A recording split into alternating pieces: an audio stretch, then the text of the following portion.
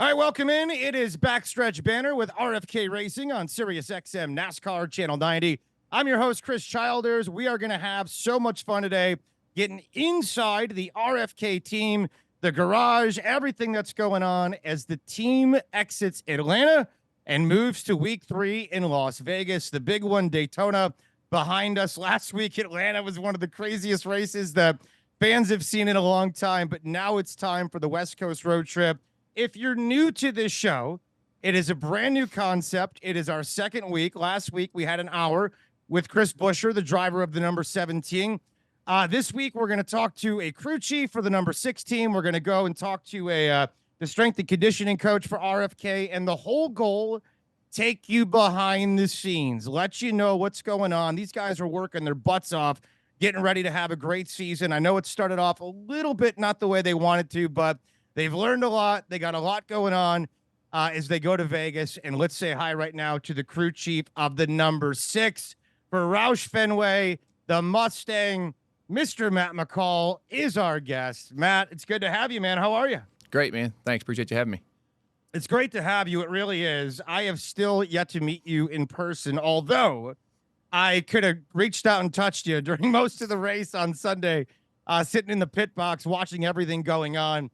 It is amazing the amount of activity that is happening in those pit boxes that people never see on television. And we'll get into that in a little bit, some of the day-to-day and what happens on race day. But 2 races in, I know for the 6 in particular, not the finishes you want, but for those that watch the races, the car has been really competitive. You've had a chance to win 2 weeks in a row. From your perspective in the box, how do you feel about the start of the season? Yeah, I mean, it's hard to overlook the results, right? So that's really all that matters in the end. But yes, I would say obviously Daytona in position there at the end. I think with roughly 8 to go. Obviously Brad's really good at super speedways. So similar to Atlanta, our balance was pretty far off to start the race. We had to work on it a decent amount.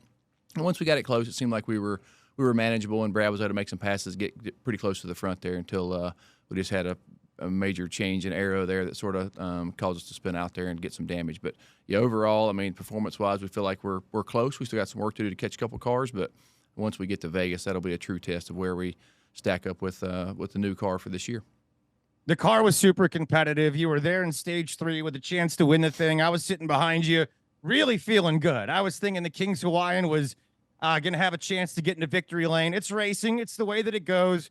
For those that were watching the race, what exactly happened when the car got loose there in stage 3? Yeah, so, they're on edge, and as you get closer to the end of the race, they're pushing harder and harder, and the biggest thing, they're so aero dependent, and so Brad had just got, I think it was in 3rd, roughly, we were running, and entered pretty high into 3 and 4 there, and just lost a ton of front grip, and so had a little wheel into it, and then when it lands, it just snaps, and as you can see, it happens not every weekend, but at this style track, pretty regularly with the aero change. So it was one of those things we were such on edge of balance-wise, need to be a little tighter, and he was giving it all he had there, and it just, pretty much just lost traction with the rear once the front settled. And it's just this car, there's no saving it once that happens. So. Well, it's just one of those things. Bad luck there in Atlanta. The car looked good. The team was really clicking. It was a blast to watch you guys do your thing. I'm curious from your perspective as you're sitting there when you've put in a hell of an effort. You're into stage 3. You think you have a chance. I'm watching your body language, and it's almost like the soul exits your body at that moment. You're so engaged, and it's just like, son of a gun. The guy sitting next to you slamming the table. I wanted to slam something. I didn't want to get in trouble. I was so disappointed in that moment because you wanted so bad for the team that you're rooting your ass off for. When it happens, you've been through it. You're a racer yourself. You get it. It's a part of it, but how damn disappointing after you've been that close the whole day and you've done all kinds of things to give yourself a chance. Yeah, I mean, it's deflating, right? I mean, because you ride the high, and that's obviously what this sport will do that to you in a heartbeat, So, you start to feel pretty good. You're like, okay, we're making some gains. Going to have a chance, knowing Brad's really good at strategizing to where he needs to be to finish the race, to win the race. So, it's almost like you're building more confidence, and now you've made your last pit stop. You're good on gas. Even a scenario for green, white, checkered, you're feeling okay. It looks okay driving-wise as far as, the data we have to look at, and then that happens, and it's like, whoa. And especially leading up to it, there's so much time and effort that goes into it. that you don't really get to see technically. You just see us go to the track and go race, but and when that happens, it's really hard to not just be down. But that's what's one thing about this sport. It'll teach you better get back up if you want to have a chance the following week. So that's really just how it goes.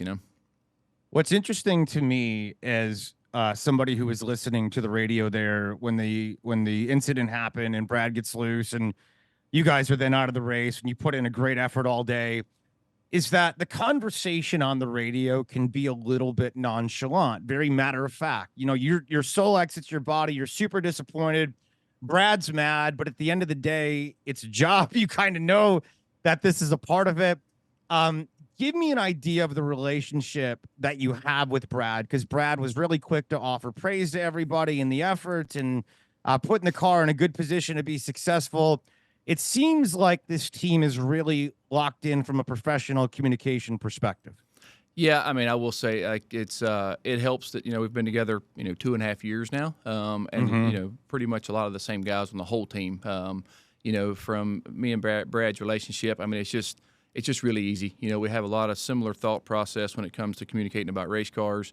We work out together regularly, so we have this communication it's pretty high during the week. So we have the same emotion when stuff like that happens in the race, right? So obviously he's down. He thinks he's caused it. And from my perspective, I think I have, or that we've done something wrong as a team. And so really we're looking to figure out what the mistake is and how do we fix it. I think is really what it boils down to. And you're correct. I mean, our team is super tight, super gelled, and we're just excited to keep going for this year. You've been a crew chief for a while, and you spent a lot of time with Chip Ganassi Racing, and you crew chief Jamie McMurray and Kurt Busch in the championship, and certainly some great drivers over time. I'm curious what it's like to work with Brad Keselowski. He's the guy to me that anytime I hear him speak, I always think that guy's really smart. There's something about his racing IQ, and I think his love for science really that goes into the racing part of it.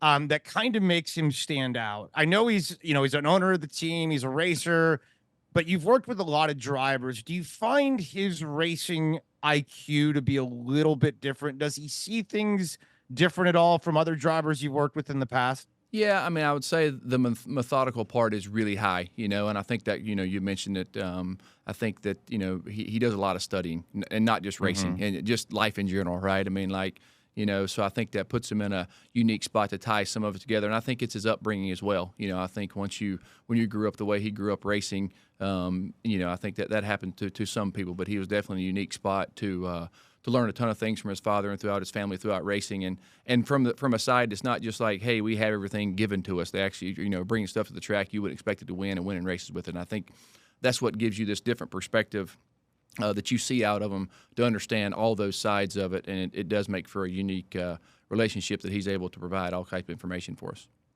It is Backstretch Banter here with RFK Racing on Sirius XM NASCAR Channel 90. Chris Childers with the crew chief for the number 6 Ford Mustang with RFK Racing. This week, it'll be the Solomon Plumbing number 6 Ford Mustang. Matt McCall is with us. He's the crew chief for the number 6. You've had some sort of relationship with Roush Fenway for a while. Some of the guys were telling me about Driver X, which was that, little reality deal back in the day. And you kind of got your first exposure to Roush Fenway in a unique way. How weird is it for you to kind of go full circle now that you've been with the organization as a crew, or with the organization as a crew chief now for a handful of years, but to go from Driver X to the position you're in, how full circle and wild has that been for you, Matt? Yeah, I mean, obviously it is. I mean, the Driver X thing, I don't know how many years that's been, 20 plus maybe. I'm not sure.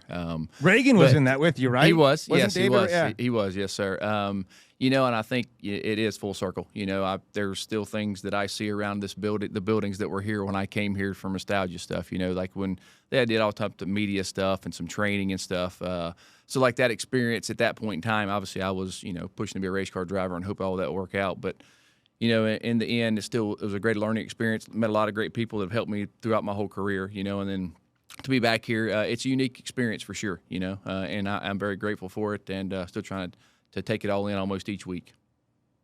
You're a racer. You're a guy that has experience in the car, and I think you ran some Xfinity and some truck races a while back. You're certainly now in a position in a crew chief to make a big difference with a team every weekend.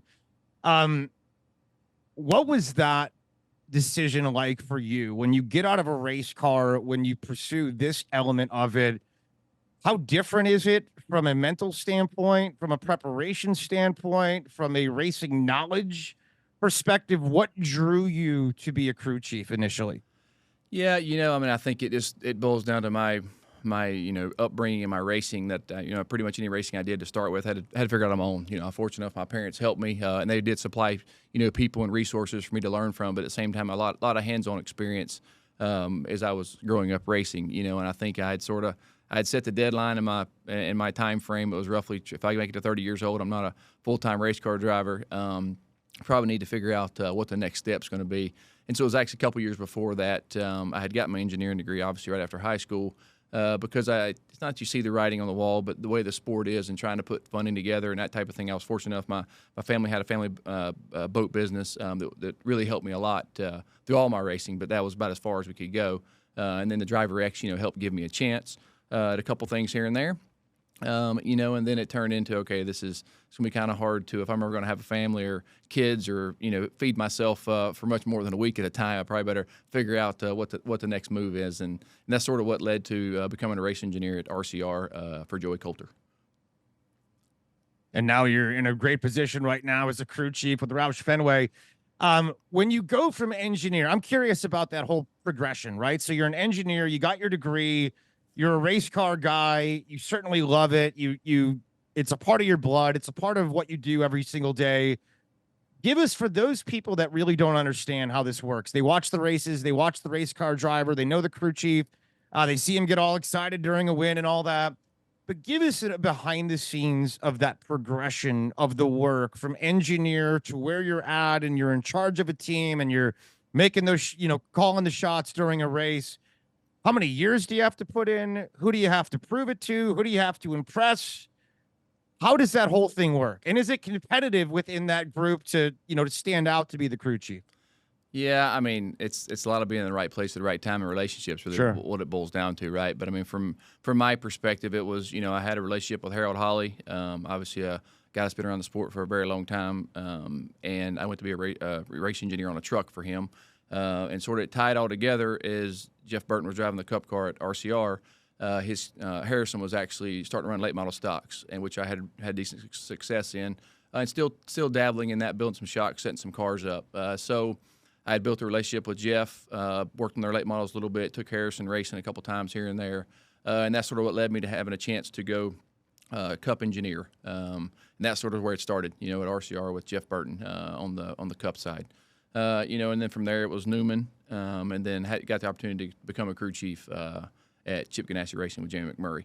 And those positions are, I mean, it's just really about the timing, and the relationships you build and what you feel like is the next step and how do you get to that next step, And I think I tell, obviously, the guys that I work with on the 6 car, be careful what you ask for. You're asking what the difference is. The race engineer side of it is actually really enjoyable most of the time.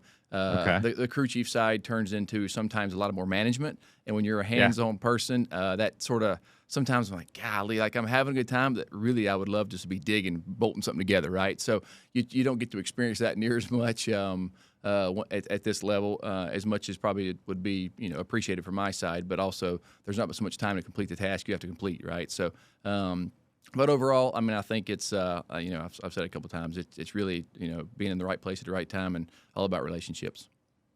You sound like a college football coach. That's my normal 9 to 5 every day is covering college football for Sirius XM. And that's what they talk about. They're CEOs. Their position coaches are the ones that are in the trenches and actually having fun working with football. Nowadays, these guys are CEOs, and there's a lot of stuff they got to kind of manage over. So I think I absolutely understand what you're saying from that job description. But big job, important job. Somebody certainly has to do it.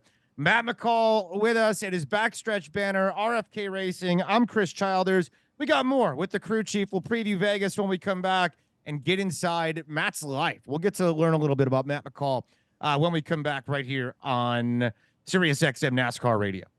We're back here, Backstretch Banner, Sirius XM NASCAR Radio. I'm your host, Chris Childers. We got the crew chief of the number 6 Ford Mustang, Solomon Plumbing Ford Mustang this weekend in Las Vegas. Matt McCall is with us, the crew chief for Brad Keselowski, driver of the number 6 car. Matt, we talked a lot about last week, Atlanta, how good of a race it was. Certainly you guys had a chance there in stage 3, got loose a little bit.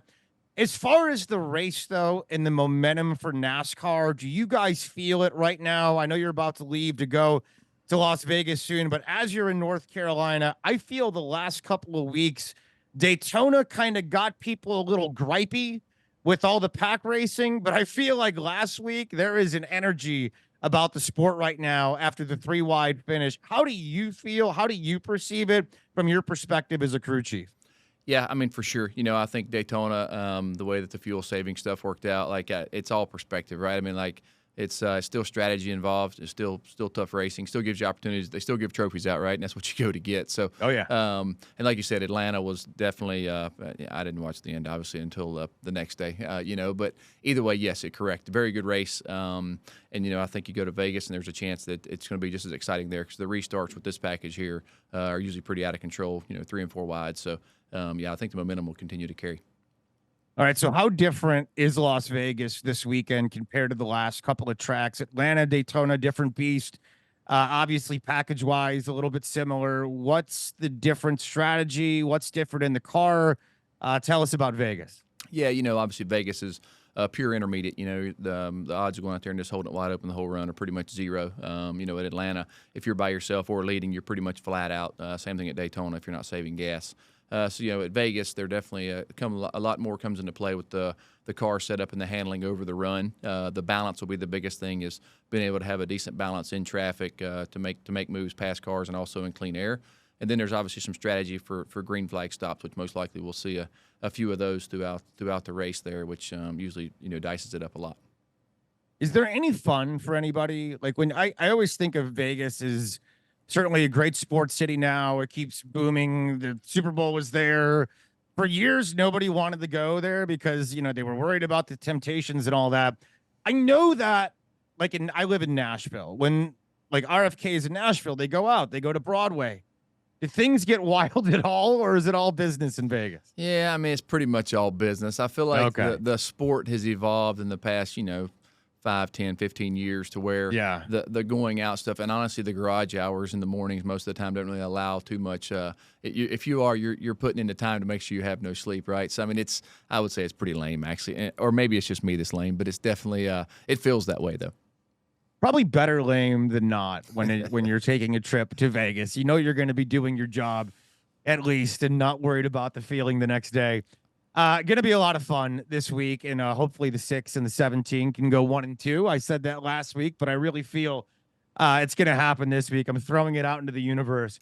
When I was preparing for this interview and I was talking to some of the guys at RFK, they're like, just don't mess with Matt because he can kick your ass. This guy is a tough guy. He's like, are you doing mixed martial arts or something like that behind the scenes? What's going on with you? No. So actually, that's what I grew up doing. My father has a karate school. So that's what the first thing I've ever done was fight. So how far up are you in the ranks? I mean, I have a black belt. Okay, so you could absolutely kick my ass. Well, I mean, there's no question. Yeah, I don't necessarily know that's what it means, but I mean, from my perspective, you know, I don't get to put in near the time I'd like to put in now. My dad would appreciate if I'd come back and put some time in as well, but he also knows that I have a real job now, so that doesn't allow for as much play activity in some evenings. But yeah, you know, it's one of those things that I think the biggest thing is just discipline. You know, it's probably what I was able to take the most out of it through all my childhood and growing up. But I still like to play around a little bit if I can get over to the karate school. I love that. The fact that, so your dad, you said, owned a school? He still does. Yes, sir. He's had it almost 45, 50 years. So how did he get into the whole karate thing? Like, how did that become his life? It's a pretty cool story. So I want to hear it. Well, my dad's upbringing's not the easiest for sure. He actually was getting beat up in high school, and he didn't appreciate the way it all went down. So he went and started training at a martial arts and became friends with the instructor, and the story just sort of took off from there. I mean, he started training, getting his ranks, and then he started his own karate school. And then really, that's just what how he's old done. Was he? Oh, it was young. He was between 18 and 20 years old. You know, so yeah, it's and he is like he doesn't believe there's anything else exists really. That's just karate in life, So which is accurate for him, So, but it definitely has helped me as an individual throughout my life for sure. I want to explore that a little bit more. I find that fascinating. From a discipline perspective, I got to imagine that was big in your house. If karate is king and he doesn't want to get picked on, how important? I mean, you probably had some rules, right, growing up? Oh, yes, sir. Let's see. I'll give you one that stands out the most. If you had your driver's license, you just had to be home by dark. Besides that, you were good, So Okay. that's an easy one to probably to keep up with. But for sure, I mean, I would say really, really tight rules compared to buddies that I had, But it's weird, though, because I had those rules, but I had free range. And I think it was almost a test to see what I would try to do or wouldn't do. And I never really pushed the issues because it's always been a running joke. I'm not going to beat you up until you get in a wheelchair. Well, he's not there yet, so I'm still waiting on that time frame. He's waiting. He's waiting to give him a whooping. Matt McCall is with us. He's the crew chief for the number 6 Ford Mustang for RFK Racing. The Solomon Plumbing Ford Mustang this weekend in Las Vegas is the number 6 team, trying to get back on track after a couple of disappointing finishes, but the car was really good. They were competitive. And as I said to Matt off the air, it feels like it's coming. It's a matter of time before number 2 is in victory lane. Give us an idea of what that would mean. The first win for Brad this year with this team, with the number 6, with the way that he's invested in this team, putting his name on it. Certainly huge strides in the RFK program over the last couple of years since he got on board. But what would that mean for you guys? Yeah, I mean, I think just a feeling of satisfaction, because you work as hard as you can. There's not like you can put in more time or more effort in that, to be able to, feel like that you're actually putting it all together to get to victory lane, because that's what you work for every week, is to race for the trophy, And so I think that the satisfaction would almost be I would say, like almost that where you we're talking about experiencing the crash at Atlanta. It's like, oh, it'd almost be the same way. You win, you're like, oh. Just for about 30 minutes. Seems like, okay, we won. It's exciting. Let's go to the next one. That is the one thing that's very hard in the sport, is to dwell too much, right? Because once you do win, that's only good. And when you get back to Monday, that's over with, So, but yes, it would be a huge satisfaction, especially for the whole group that I work with here on the 6 car, because most of the guys I've worked with for many, many, many years, So we've had some wins together, but it'd be nice to ring some more off. It would be amazing to ring some more off. And I think we'd all be super, super pumped to watch that happen with this team that's put in so much work over the years to get to where you're at. And you've been competitive at the racetrack, both the 6 and 17, pretty much every single week. And the 17 got 3 wins last year. So certainly there is a lot of buzz. And there's no reason after the first 2 weeks to think the buzz isn't still there after the way the cars have been competitive the first couple weeks of the season with RFK. Couple more things for me, because I cannot get the karate thing out of my head. How does that play into, I mean, I talked to you earlier about like the nonchalant conversation when Brad exited the race, just handling highs and lows of life. Was that a big part of your dad's like mantra, not getting too high, not getting too low, respect? I don't know. I'm soft, so I know nothing about that. So explain to me this whole thing. Well, I mean, I guess some of that for sure, I think, is just, from the discipline side, is just not making mistakes. Like you were mentioning, you're actually referencing Johnny Branzel. I'm going to call him out because he likes to slam notebooks when things happen. Yeah. Yes, and I am plenty guilty of many of those things throughout my life, but I think it's one of those things where restraint sort of helps you not make bad decisions. And I think that's what, from the discipline side, that's one of the things you start to take away is more about control and when it needs to be controlled and when it doesn't need to be controlled. And I think that's probably the biggest takeaway throughout my life from martial arts of how to handle that. Because you get put in circumstances, especially when people think that you can fight, of like almost questioning your abilities, right? So there's no reason there's nothing to prove there, right? But the ability is to save your life. That's what the purpose is. So. I think, and that's really the bulls on the discipline side. Anybody that's going to mess with a black belt, I just think is an idiot. If they just want to like peacock up and I'm tougher than you. Yeah. Okay. This guy knows all kinds of maneuvers and he's going to, like, believe me, some big tough guy is going to get destroyed, and I'll be here for it. I would love that. And I would never, I am the softest dude. Like Are you kidding me? Once I learned you're a black belt, oh, Mr. McCall, you're the greatest guy in the world. I would never mess with you. That's funny. It's good to visit, man. Thanks a lot for the time. Good luck Heck in yeah. Vegas. Get a win for Solomon Plumbing, and thanks so much for coming on. Yes, sir. Absolutely. You have a great day. I appreciate it. That's the man right there, the number 6 crew chief for Roush Fenway, the Ford Mustang. This week it is Solomon Plumbing on the car as the primary sponsor. That is Matt McCall.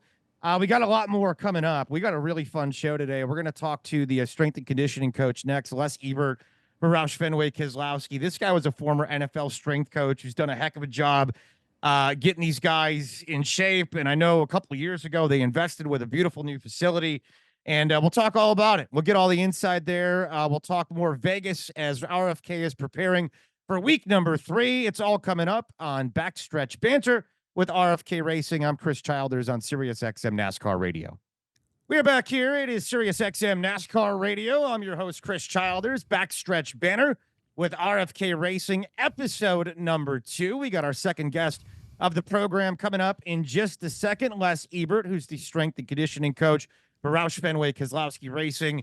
It's week number 3 of NASCAR. We are going to Las Vegas, going to the West Coast road trip, coming off Atlanta, which was one of the great fun races that most racing fans, I can't think of a better one that I've seen finish-wise in a long time. It was right up there, and certainly that's a lot of momentum for the sport going into week 3. Let's talk to our guy, Les Ebert, strength coach. Les, how are you? Good to talk to you, man. Chris, man, thanks for having me on. It's great to be here. It is awesome to talk to you. I was looking into what you do last night. I was watching some videos and looking at, kind of the training schedule at RFK, and I think this is going to be really interesting for a lot of race fans to understand the strength and conditioning element of what goes in to a race car to be competitive out there when you're driving, 500 miles or something like that. It is not for the faint of heart. It takes a lot of strength and conditioning, plus the guys on the pit, etc. So let's get into it. I know you have a background. Your dad worked with Dick Trickle, but you yourself came from the football world, being in the NFL. Let's go back in time. What initially drew you to racing to work with RFK? Well, that's a great question. It's a long story, so we'll go kind of quick. But obviously, like you said, my dad worked for Dick Trickle back in the day, so I grew up a little bit with a racing background. I kind of knew what it was about. When I was a kid, just like every other race fan, I loved the smell of gasoline and tires, and it just, man, it was nothing like it. So, but I did have a sports background as well. I played football and basketball in high school, and so I was more of a traditional athlete. And then I went to college and got my degree in exercise science, and really fell in love with strength training. Really, I did it in high school and I loved it, and then I went and did it and pursued a degree in college. And then after college, I was really fortunate to get an internship with the Tampa Bay Buccaneers in 1997. It was kind of a deal where it was a last-minute deal. One of the interns had to go back to New York because he had a family issue, so they were scrambling for somebody. And to make a long story short, I was right place, right time, and got an opportunity to do that for the 97 season. Which, man, there's just so much to unpack there. But it was the first year that Tampa had a winning team in so long. The last year, this old sombrero, right? And so it was just really a cool time being in that town, and the electricity of the Buccaneers having a successful season. And then we go and beat the Detroit Lions in the wild card round of the playoffs, and that was with Mike Dunn and Warwick Dunn and Mike Allstott. And WD-40 and man, that was awesome. I eventually lost the Packers, but that was 97, and then my internship was up, and I told the head strength coach at the time, Mark Asanovich, that man, if you ever have a full-time gig, I'd really be interested in that. So a year later, I was offered a full-time job with the Bucs, and under Coach Dungy and my boss, Mark Asanovich. And so we, 99, we went to the NFC Championship game, lost to the greatest show on turf. And then, golly. And then we went to the losing staff at the time, went to the Hawaii to coach the Pro Bowl game. Yep. And so we did that. And then, so a couple of years later, you're kind of a victim of your own success in the NFL. If you can't keep winning and going and make the next level, then there's going to be changes. So we were all part of those changes when Coach Dungy left. And then the Jacksonville Jaguars opportunity opened up a year later. I was out for a season a year later, and did that until 2009. And then the RFK opportunity became available, and so I applied for it, and I was fortunate enough to get it. And here we are 15 years later, and we're rocking and rolling. And the rest is history. The rest is history. Pretty remarkable to see that kind of run in your career from football to racing. And certainly it's amazing the longevity you've had with RFK, which means you must be doing a hell of a job getting these guys ready. Pro athletes are pro athletes. And so I think there's a certain level of fitness that you need to be successful.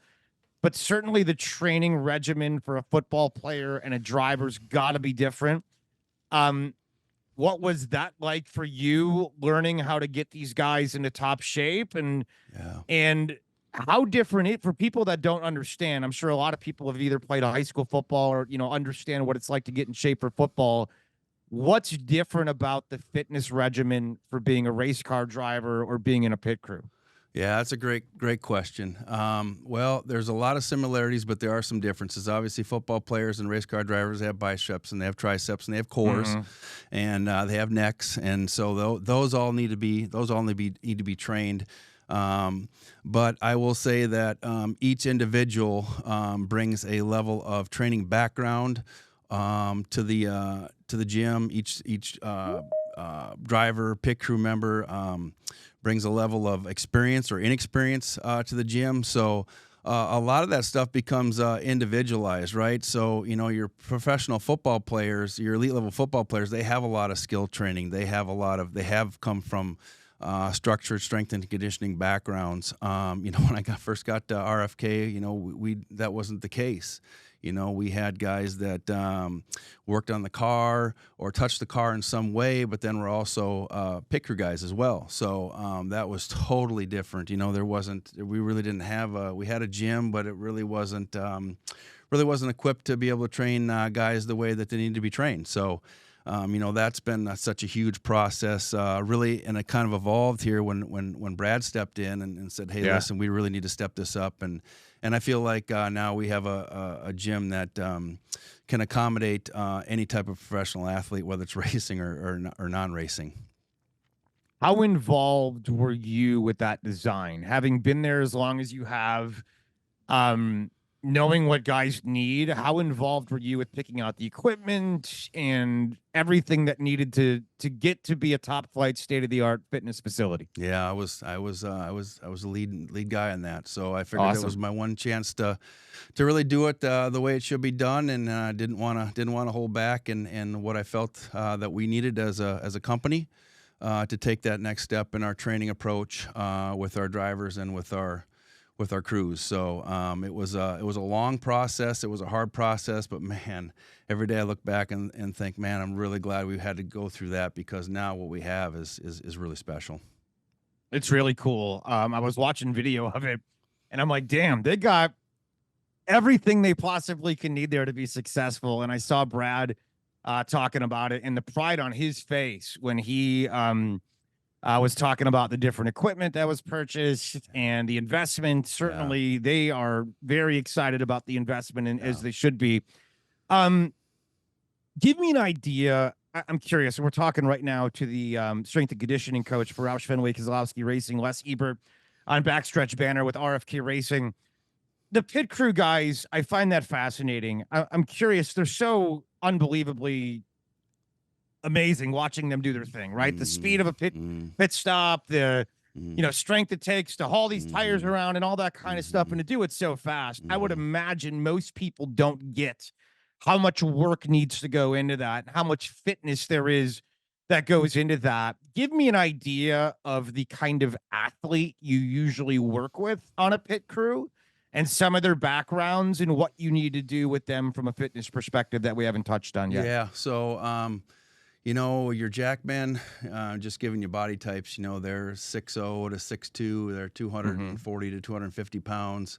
your tire changers. So this is like football. You have a body absolutely. type. Yeah. Like our six cup jack man for Brad. I mean, he was a linebacker at East Carolina. Okay. We have a development jack man that actually played football at Princeton. So you got that position, front tire changer position. You're looking at 180 to 200 pounds. We have a guy that came to us a little over a year ago and is Chris Buescher's front tire changers. One of the better ones out there. Jacob Prohl just has done a fantastic job. Played, like I said, college football at Brown. Was in the CFL for a little bit.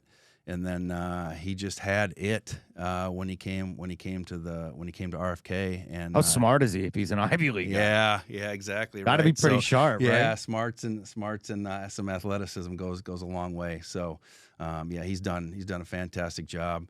So your tire carriers then, those guys are 230 to 250. We're talking lean and mean guys. I mean, we're not talking out of shape guys that drive a donut truck every day. Your gas men, our two gas men are, they're 300 pounds or 6'0" to 6'5". Those guys are like offensive and defensive linemen. To shuttle those big cans back and forth, and because that's important too. I mean, how heavy are those? They're 100 pounds. Okay, and wow. it's an awkward 100 pounds too when you look at it, Chris. It's not. Sure. Yeah, it's a real awkward 100 pounds. So for those guys to be able to shuttle them and get them plugged in with as fast as they do, which they need to, right, with the pit stops as fast as they are. They're important, and that's what I would say with this pit stop, Chris, is like everybody is really important to make it happen, and it's happening so fast. 9 seconds, 4 tires, and sometimes adjustments, and getting 14, 15 gallons, 16 gallons in the car. It's impressive. Really impressive. And when you see it, I always recommend to anybody, if you can get into a pit for a race, I mean, I know it's not like they don't just give them out, but if you can get there, it is one of the most spectacular things to see in person. And to me, one of the greatest displays of just fitness and teamwork that you can see is when guys, in 7, 8 seconds, 9 seconds can put 4 tires on, fill this thing up, do it in unison. It's almost like a ballet. It makes sense that there's a lot of behind the scenes work that goes into it, but I don't know how many people understand the amount of behind the scenes. For those that don't know, I'm curious, and you'll have the answers as the strength and conditioning coach. Is there a dietitian that works for the team, and how hand in hand are you working with the dietitian for the proper fuel to get these bodies where you want them? Yeah, Chris, great question. Yep. So we have Jen Brunelli who comes once a week and works with our guys, and also we work side by side, so we kind of know what each guy's fueling needs are. One thing that a lot of fans don't realize is that when these guys get in the fire suits and get all the fire protective gear on, and then all of a sudden you're in the middle of July and it's 90, 95 degrees out, how do we fuel ourselves? How do we keep ourselves fueled? Some guys when they sweat, and Jen's actually done this. We've done some sweat testing where guys will lose a lot of salt compared to another guy. So with that information, with that knowledge, then we're able to customize a hydration plan based on their unique makeup, their unique needs, to be able to help us get through those times when, like I said, when it's the World 600 at Charlotte and we're doing 12 pit stops in a 4-hour race and it's hot. If you're not properly fueled, best case scenarios, you're not going to perform at a maximum effort, and worst case scenarios, you're going to have, you could potentially have some heat exhaustion. So she does a great job of really covering those details and helping the guys to make sure that they have what they need to get it done and get us through a race, not just to make it through the race, but be able to perform. When we talk about the money stop, right? The last pit stop of the race, when you're 3 hours and 50 minutes into this thing and you got to do one more stop, and it needs to be money. She's done a really good job of helping prepare the guys in that manner. I find it fascinating. I find all that stuff that goes into it behind the scenes, from what you put into your body, how you prepare your body, and how it all comes together on race day. To me, it's almost as fun as watching the race. Really, I think the behind the scenes and how it all comes together, the journey, if you will, is about as cool as the destination, and certainly makes it all that much more much more worthwhile. We're talking to Les Ebert. Let's take a break. We got more coming up with him. He's the strength and conditioning coach at Roush Fenway Keselowski Racing. You're listening to Backstretch Banter with RFK Racing on Sirius XM NASCAR Channel 90. We're back here. It is Backstretch Banter on Sirius XM NASCAR Radio with RFK Racing. I'm Chris Childers, your host. We have been hanging out with the strength and conditioning coach for RFK, Mr. Les Eberts, and it's been fascinating to find out what goes on behind the scenes as Les gets these drivers and these crew guys and all these athletes up to snuff from a physical perspective, getting them to perform at their best. There's a lot that goes into it. One thing I forgot to ask you last segment was about the necks. In Formula One, we always see these videos of the guys' necks getting pulled on by these trainers. I know the G-forces aren't like they are in F1, but is there any of that crazy neck crap going on in NASCAR? Not at RFK Racing. We do train the neck, Gotcha. but we don't quite train it like that. So the neck is really important. We look at it from a standpoint, it's really important if you look at the research to help prevent concussions. Because the stronger those muscles are, the more they can help dissipate the forces. So we do train it, but not crazy like you see. And it is a very important area to train and to be strong, but you have to really be careful because it is a very sensitive area too. The last thing I was going to ask get you, somebody hurt. You know what I'm talking about, right? You've seen those videos and all that. Oh yeah. So is that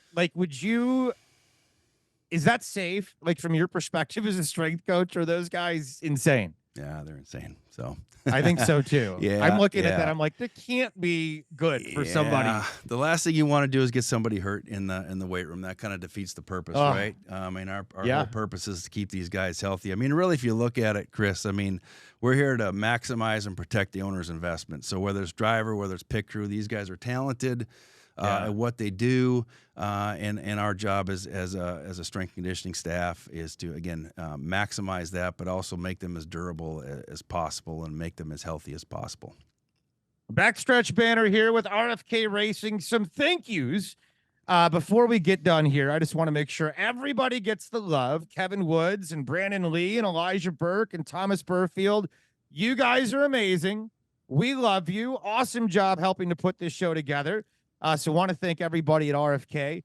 I want to know, where are you on race day? Are you with the team? Are you back in Charlotte? Are you watching? What's your role on race day as the strength coach? Yeah, so that's a great question. So I'll take it back to the NFL. I really kind of learned this in the NFL is we had jobs that were delegated to us. No, I was not the get back coach, but I did help our video staff deliver the still shots after each play. Okay. This was back before all the technology that we have now, but I helped our equipment staff deliver the still shots after every series. So I kind of taken that approach with this as well. So we have a war room here in Charlotte, and I'll help our coach Brock Silvers, who's also in the war room as well. I'll kind of assist him and with the pit stops and taking notes of what went well and what things we need to work on, and that way it keeps me in touch with kind of what happened, and not only from a pit crew standpoint, but from the drivers as well. Because the reality is Chris, I kind of make the drivers make their workouts up on Monday morning, kind of based on, I kind of know, obviously, if we're going to Vegas, if we're going to Bristol, kind of some general of what we're going to see coming out of that. But then also, you just don't know how the race goes. So was it a long green flag one? Was it short green flag runs? Did we get wrecked? Did we not? So typically I come up with the workouts on Monday, and like I said, the war room really helps keep me in tune with kind of what happened during the race. That's interesting. It really is. I was curious what was going on during race time. Les Ebert is our guest from Roush Fenway Keselowski Racing. It's Backstretch Banter with RFK Racing, episode number 2 on Sirius XM NASCAR Radio. Hope everybody's loving this, because I am just sitting here talking to these guys and learning about what happens behind the scenes. I think it's really cool that we're doing a radio show like this every week, where it's not just about talking to the drivers and finding out what happened from their perspective on the track, but really understanding what goes into these teams and what kind of resources they need to be successful. And certainly we're doing that today with Les and with Matt McCall, who we had on earlier. I'm curious, did you love racing as a kid? Were you around the track a lot with your dad, around Dick Trickle? Was it something that seeped into your blood? Did you love it more when you got older? Sometimes kids like resist what dad does, but how is that whole relationship like? I know, Chris. I tell you, when I went to the track and you smelled those tires and you smelled the gasoline, and It's the best. oh, there was just nothing like it. I don't know. It was The sounds are my favorite. and the sounds yeah. So I got to travel a little bit with my dad in the summertime when he worked for Dick in the ASA series back in the '80s. And it was a blast. You know, obviously it was a different, looking back on it now, there's such a different culture than what football was, but I really enjoyed it. I really loved it. And then when this opportunity came up at RFK, I kind of looked at it as like that, you know, as it's really an opportunity to kind of build something from nothing. Right. And whether it's training protocols, whether it's training accountability, whether it's training equipment, you know, when I got here 15 years ago, it was an opportunity to really start something from scratch and build it up. And man, it's just been such a blessing. I've really enjoyed every day. And they're not always not easy days, but at the end of the day, I really enjoyed the time here and to try and really, like I said, build something from nothing to where it is now. I think I have time for maybe one more question, and I think this is really interesting. How much has technology changed your ability to do your job in 15 years? Oh man, it's changed a lot. Obviously, you know, when I first came, we didn't have heart rate monitors, right? So as my time has come along, we've actually used Chris. And this is back in the day a little bit. I can't remember the exact year, but Chris was running the 34 Cup car at Bristol. Had a great run. It was a long green flag runs that day. I think he finished like third or fourth. I know it was top five. And he was actually willing to hook her heart rate monitor up so we could actually see the amount of calories that were burned and, you know, how high the heart rate was. And I'll tell you what, it was fascinating. I mean, you know, his heart rate, you know, that again, in that particular race, race track, it's going to be high heart rate to begin with, just because of how it's shaped, and then you had the long green flag runs, and I mean there was times where it wasn't over an hour green flag run, and he was in the 90th percentile from a heart rate standpoint. So, you know, Jen was just started with us, and man, we looked at the information. It's like, man, it's like he just ran a marathon. You know, with the amount of energy that it took to be able to do that over a course of 3 hours. She said, you know, it was very, very, very close to her marathon runners. That is beyond fascinating to me. Beyond fascinating. All right, one last quick one. Is it hard for you to make your boss uncomfortable? Brad Keselowski. Boy, that's a great question. I tell you what, so, you know, a lot of this has always been a challenge for me, right? And so when Brad first came to RFK, it was man, it's just like this is another challenge. And you know, it's one of those deals where just like any other person where you're asking them to get uncomfortable, you got to build a relationship first, right? So that was first and foremost. I got to build this trust that what we're doing is going to help him, because you know, typically when you train, you got to get a little bit uncomfortable. So you know, it took it slow, took a while, but Brad has done a great job. He's worked really hard. He's done everything we've asked him to do, and I couldn't be more proud of Brad and how he trains now compared to when we first got started. It's been a lot of fun. That's the man, Les Ebert. Les, thank you so much for the time. We appreciate it. Chris, thanks for having me on. Strength and conditioning coach for RFK, Les Ebert. We are done for the week. Excuse me as I'm coughing and choking at the end of it. I want to thank Kevin Woods, Brandon Lee, Elijah Burke, Thomas Burfield. It's Backstretch Banter with RFK. I'm Chris Childers. We'll see you next week on Sirius XM NASCAR Radio.